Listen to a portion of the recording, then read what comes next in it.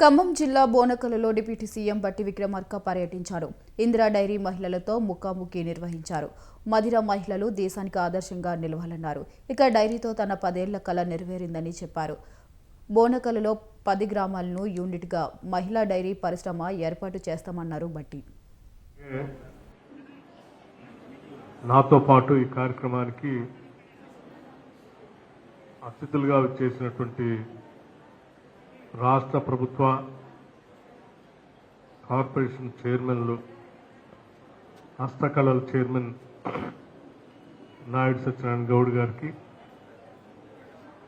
అట్లాగే గిడ్డంగుల సంస్థ చైర్మన్ రాయల నాగేశ్వరరావు గారికి, గౌరవ మాజీ శాసనసభ్యులు, మాజీ విత్తన సంస్థ కార్పొరేషన్ చైర్మన్గా పనిచేసినటువంటి పెద్దలు కొండబాల కోటేశ్వరరావు గారికి, మాజీ శాసన పరిషత్ సభ్యులు పెద్దలు పోట్ల నాగేశ్వరరావు గారికి,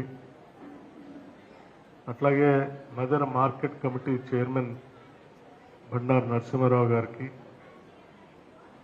జిల్లా కలెక్టర్ గారు అయినటువంటి అనుదీప్ దురిశెట్టి గారికి, additional collector local bodies doctor Sreeja గారికి, సబ్ కలెక్టర్ అజయ్ యాదవ్ గారికి, ఇంకా జిల్లాకు సంబంధించిన ఉన్నతాధికారులందరికీ, వేదిక మీద ఉన్నటువంటి ఇతర ప్రజాప్రతినిధులందరికీ, ముఖ్యంగా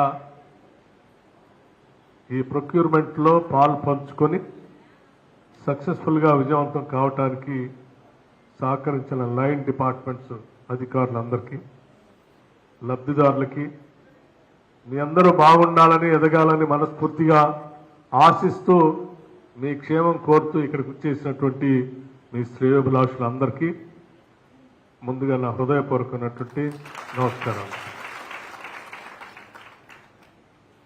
ఇందిరా మహిళా డైరీ ఇది చాలా చిరకాల వాంఛ. ఇక్కడ దశాబ్ద కాలం పైబడి ఆనాటి ఉమ్మడి రాష్ట్రంలో 2013లో